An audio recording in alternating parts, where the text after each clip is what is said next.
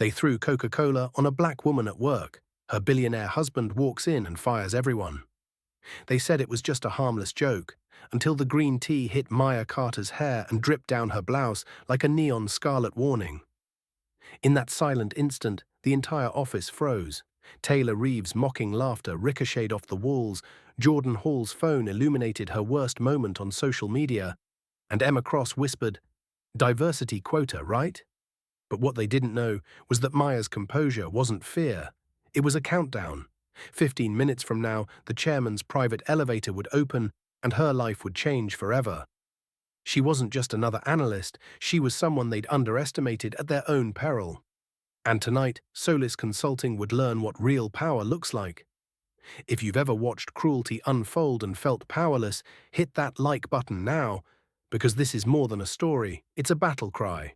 Subscribe and ring the bell to stand with Maya as she turns humiliation into a weapon. Drop a comment with your own experiences of overcoming injustice, and share this video to ignite a revolution in every office that thinks fear is power. Maya Carter was 28 years old, the only person of color on the data analytics team at Solis Consulting in downtown Manhattan. She arrived each morning before sunrise, her breath visible in the lobby's cool marble air as she rode the private elevator up to the 42nd floor. Behind her calm eyes lay a lifetime of proving herself. Full scholarship at a state university, internship offers turned down because her resume didn't fit the mold, and endless late nights teaching herself the latest machine learning techniques. Across the glass-walled office, Taylor Reeves, ivory blonde, impeccably dressed, smiled to colleagues as though Maya's existence were an inconvenience at best. Emma Cross, the eager HR assistant with sugar-sweet politeness, catalogued Maya's every misstep on her phone. Jordan Hall, the young account coordinator, lived for moments like this, capturing humiliation, posting it online, and watching the likes roll in. To them, Maya was a convenient symbol of diversity tokenism, someone they could mock without consequence. For 6 months, the microaggressions had built up like hidden cracks in concrete. Taylor spent entire meetings interrupting Maya's presentations, dismissing her insights on consumer behavior models. Emma rewrote organizational charts to exclude her from decision-making channels. Jordan tagged Maya in Slack channels with comments like, "Is this your big idea from public college?" And every time Maya raised her hand, her confidence was met with a flood of condescension disguised as corporate camaraderie. Today was supposed to be different. Maya had poured weeks of her life into the investor deck for a major tech fund. The slides were flawless, predictions matched, forecasts conservative, margins realistic. Her fingers hovered over the final click, ready to reveal the dashboard that would turbocharge client retention by 30%. But when the room was nearly empty, everyone off early for the holiday weekend, Taylor saw an opportunity. Jordan grabbed a cold can of green tea from the fridge. Emma positioned her phone for maximum angle. They surrounded Maya's desk, laughter warm and cruel. Maya felt the first drop of liquid hit her hair and thought, "This is what they call a diversity shower." But she did not flinch. The sticky tea ran down her blouse, droplets catching the fluorescent light like tiny emerald torches. In that moment, the office became a stage of silent witnesses, some amused, most indifferent. Only one person looked away in shame, David Kim from IT. Beneath her composed exterior, Maya's mind was racing. 15 minutes until the chairman's private elevator arrived. 15 minutes until everything changed. 15 minutes to let them feel safe in their cruelty, to make them think she was powerless. Because Maya Carter was not just an analyst, she was Lucas Bennett's wife, Lucas Bennett, the billionaire founder and CEO of Solis Group, and the man who had chosen her brilliance over pedigree when they met at a tech summit 2 years ago. He had watched her rise without using his name. He had seen how she documented every slight, every offhand remark, every covert recording of office gossip. He knew the silent strength in her gaze, the way she stored evidence like a hunter tracking prey. Now, as Maya stood drenched in humiliation, she reached inside her purse and touched the cool metal of her Patek Philippe, her signal to Lucas that the moment had come. She straightened her shoulders, picked up her phone and typed a single word. "Ready." Behind the tinted glass of the boardroom's private elevator doors, 3 security officers waited. Their expressions were unreadable, but they carried the weight of corporate power in their crisp uniforms. Maya exhaled once, a soft release of breath she hadn't known she'd been holding, because today the scales would tip. Today the hidden cracks would become a chasm. And today, Solis Consulting would learn that underestimating Maya Carter was the gravest mistake they could ever make. Maya's fingers trembled for the briefest second as she watched Taylor Reeves lean in, voice syrup-sweet. "So tell me, Maya, does your algorithm even run without crashing, or was that just another public college pipe dream?" Laughter rippled around the room as Jordan Hall raised his phone, ready to broadcast. Emma Cross perched on the edge of Maya's desk, eyes glinting with spite. The memory of every slight flashed through Maya's mind. Taylor interrupting her mid-sentence last Tuesday, Emma quietly rerouting client emails around her, Jordan tagging her in group chats with mocking emojis. But now, with fewer witnesses, many already gone home for the holiday weekend, they felt emboldened.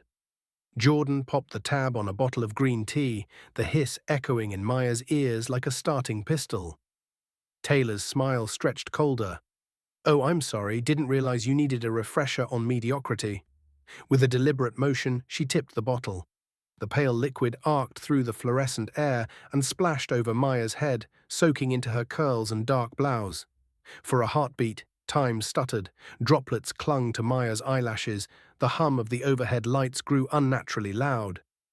"Diversity wash," Brad Mitchell shouted from the corner, voice thick with amusement. He advanced, phone raised, framing the moment for maximum humiliation. Emma giggled, tapping out a caption, "When quotas meet reality." Maya stood motionless.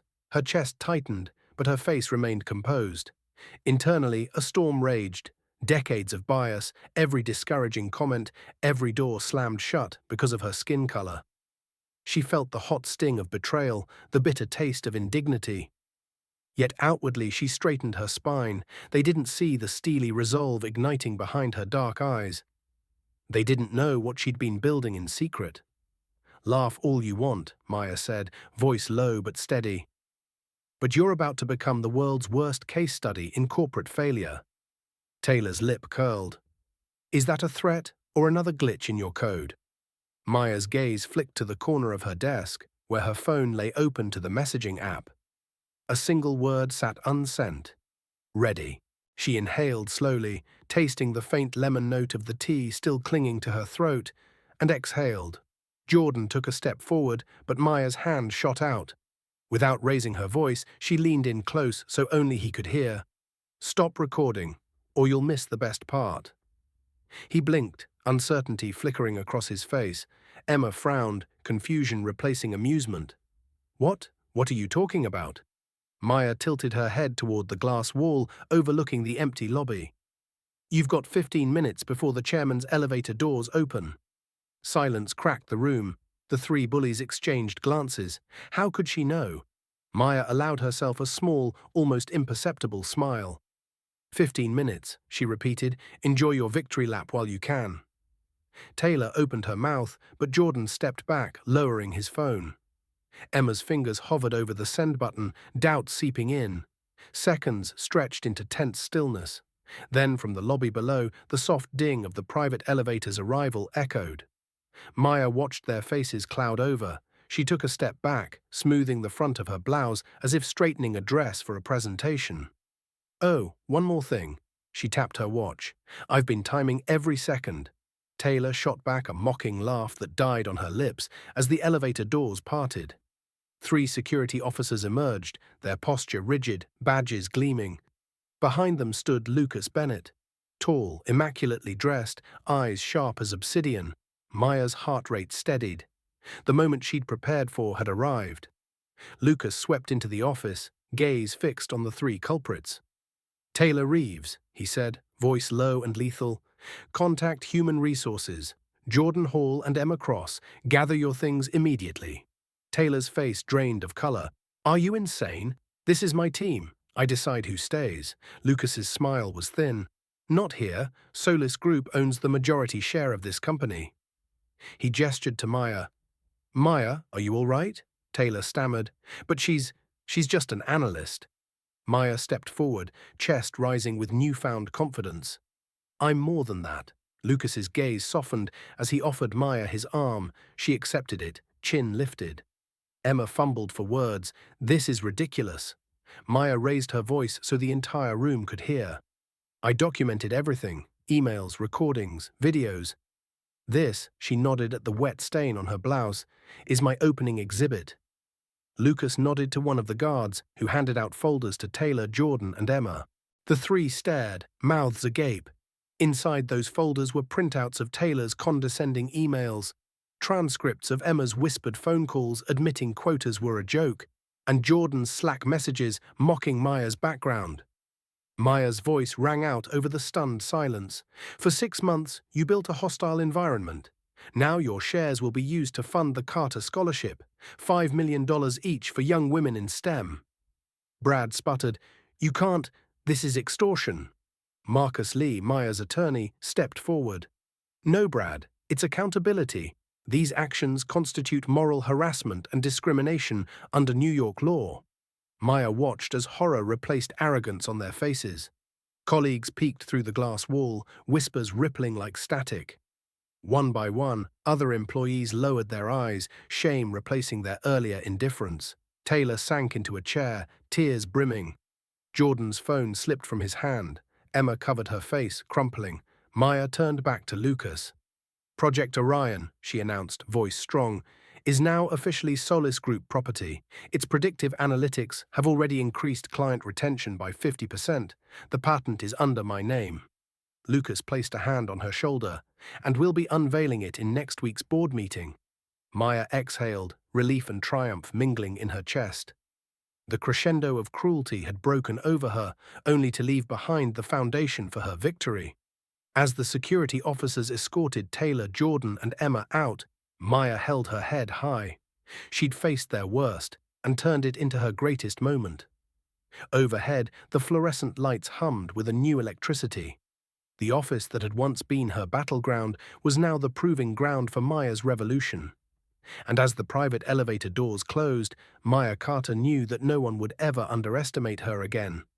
Maya felt her heart settle into a steady rhythm as the private elevator doors slid shut behind Lucas Bennett and his security detail. In that instant, the power dynamic in the room snapped upside down. No longer was she the target. She was the orchestrator. She raised her voice just enough to carry over the stunned silence.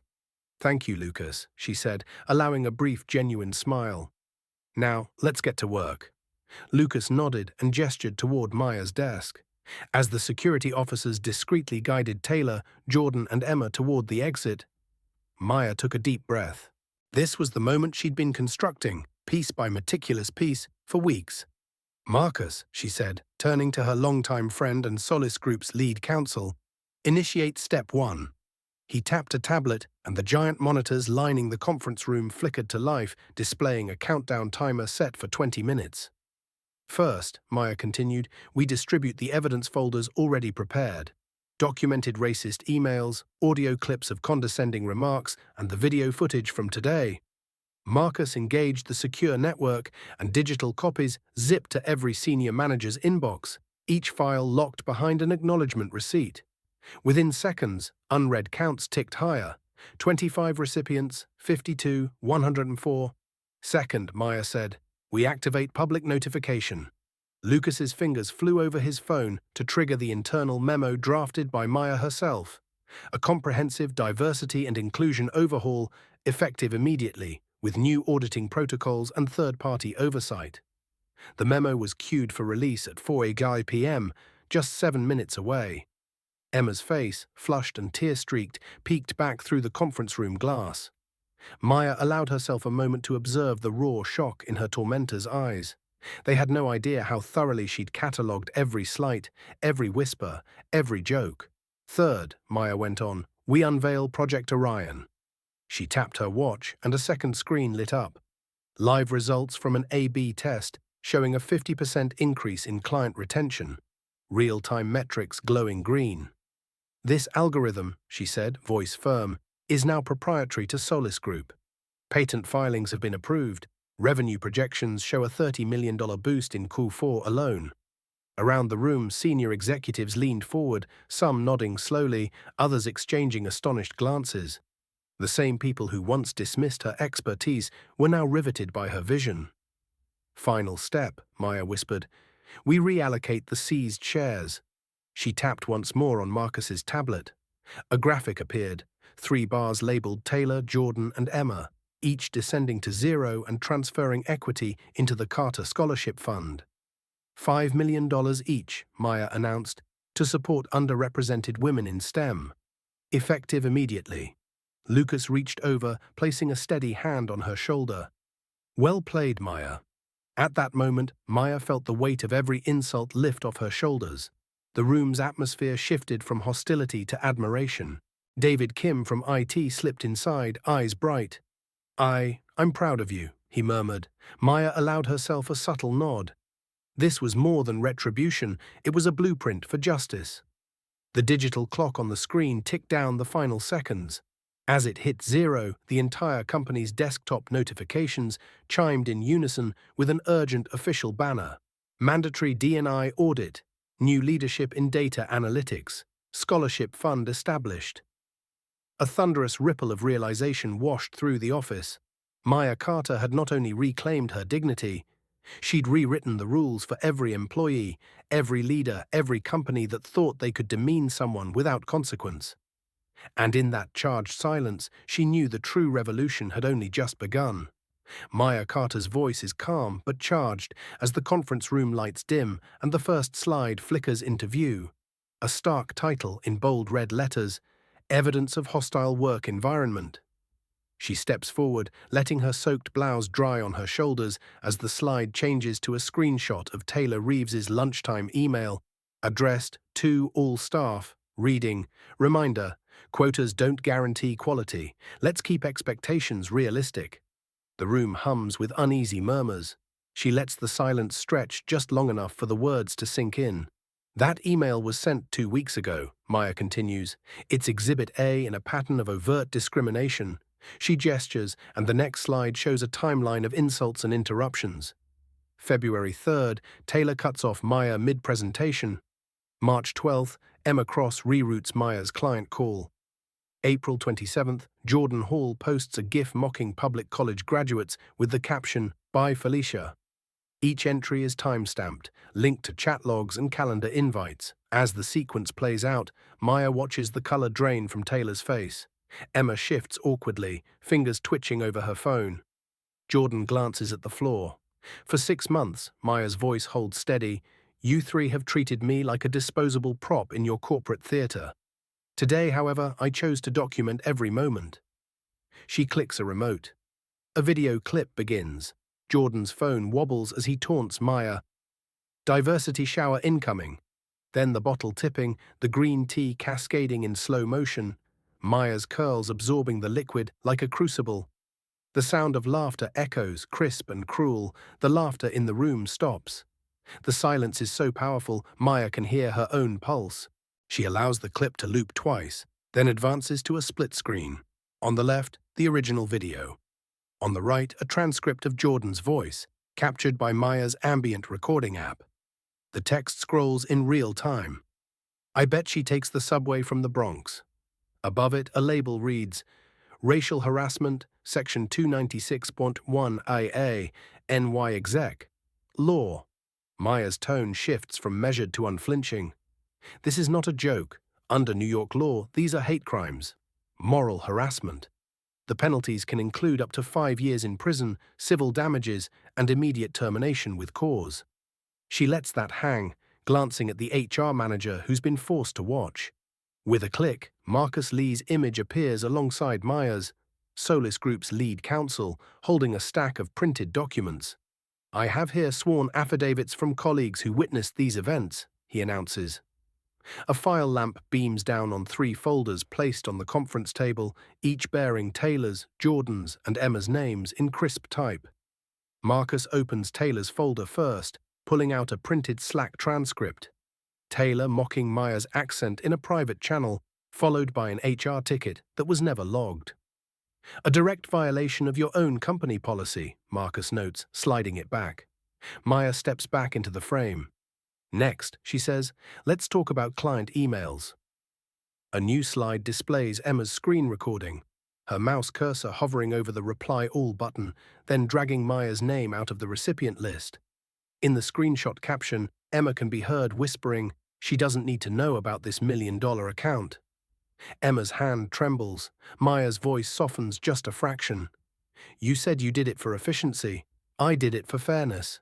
Then Maya drops the final bombshell, Project Orion. The screen pulses with the project logo. Underneath, metrics scroll upward, 47% increase in renewal rates, 22% uplift in cross-sell conversions, projected $30 million revenue boost. A bar graph rises as Maya narrates, over the past quarter, I built and tested an AI-driven predictive model that would have taken this firm's analytics division from laggard to leader. I filed for patent protection 2 weeks ago, under my name. Heads turn, astonished. The same executives who ridiculed her methods now lean forward, eyes wide. Maya lets the numbers speak. Solis Group has exercised its option to acquire this project. The patent transfer is effective immediately. She steps aside as Lucas Bennett's projection appears. A statement of corporate policy overhaul drafted in Maya's hand. All diversity and inclusion audits will be conducted by a third-party committee. Quarterly reports are now public.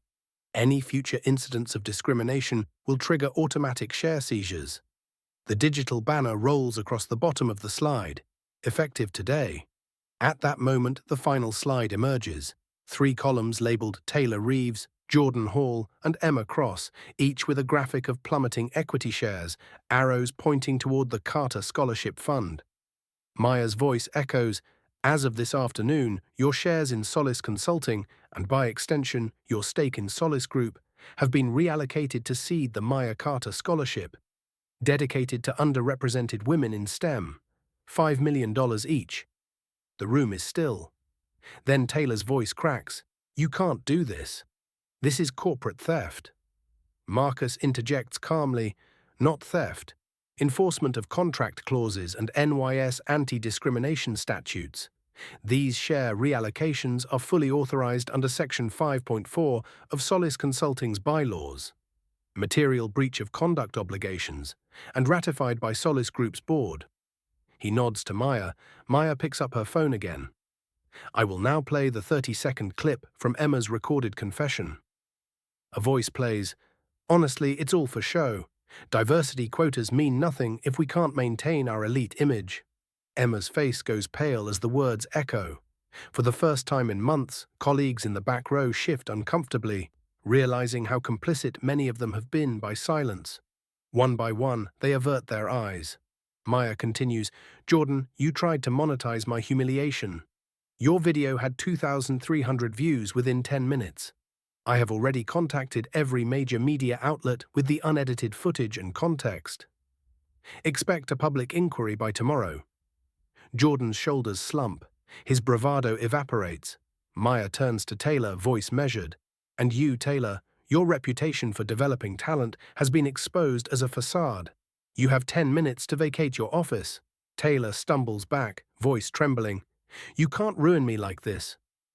Maya's expression is resolute. I already have.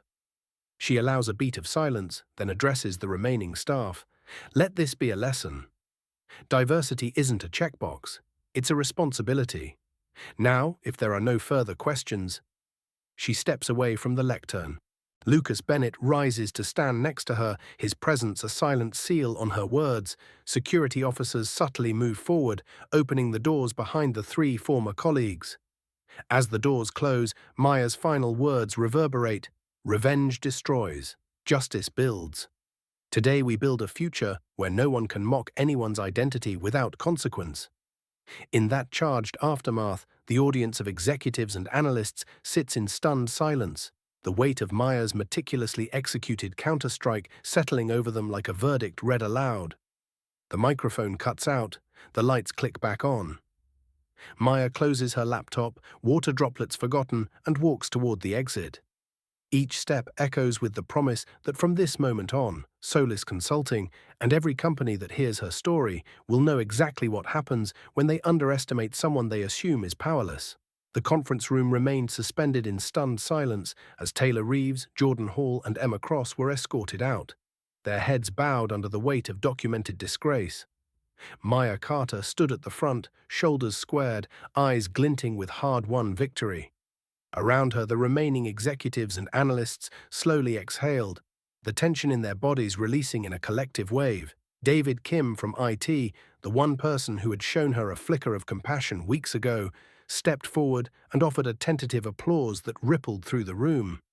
"Incredible work, Maya," he said, voice thick with admiration.